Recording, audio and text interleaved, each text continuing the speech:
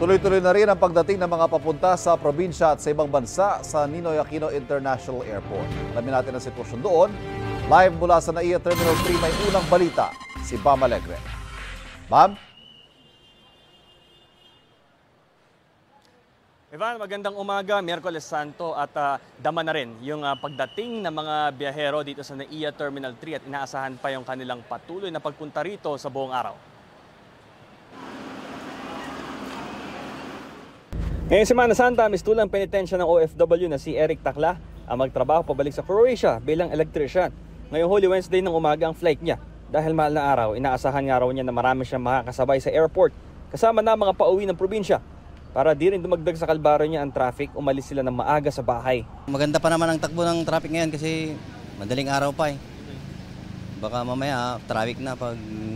Medyo nahuli-huli ka sir, ano sa tingin niyo nangyari sa inyo? Baka traffic na sir. Kasama naman ng kanyang uniko iho, biyaheng Bacolod naman si Wilma Gamalal Mohamad para bisitahin ang mga mahal sa buhay. Mas mahirap daw bumiyahe na may kasamang bata, kaya di na siya nagbaka sakali at pumunta sa paliparan ng mas maaga. 4 AM kanina, parang umalis po kami galing sa bahay para hindi sana matraffic sa EDSA or saan man. So far wala naman pong traffic. Mga kaanak naman ang bibisitahin sa Hong Kong ni na Joy Wong. Pero kahit magkahalong pasyal at bakasyon ng biyahe nila, di sila nakakalimot sa diwa ng Semana Santa. Of course, hindi natin kakalimutan yung mag-focus kay God at saka mag-enjoy, magpasalamat sa mga blessings. Siyempre, sacrifice, prayer, and alms. Huwag natin kakalimutan. God bless everybody!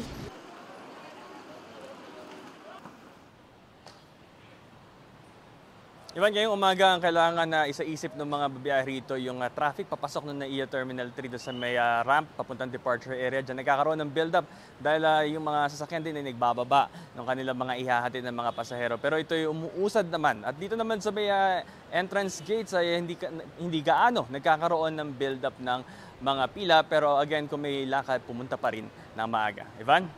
Bam, may abiso ba kung may delayed o canceled flights dyan sa Terminal 3? Sa ngayon, sa NAIA Terminal 3, wala pa rin tayong any advisory kung merong canceled or delayed flights. Ito ang unang balita mula rin sa NAIA Terminal 3. Bam Alegre para sa GMA Integrated News. Kapuso, para laging una ka sa mga balita, bisitahin at mag-subscribe sa GMA Integrated News sa YouTube. Sa mga kapuso abroad, samahan nyo kami sa GMA Pinoy TV at sa www.gmanews.tv.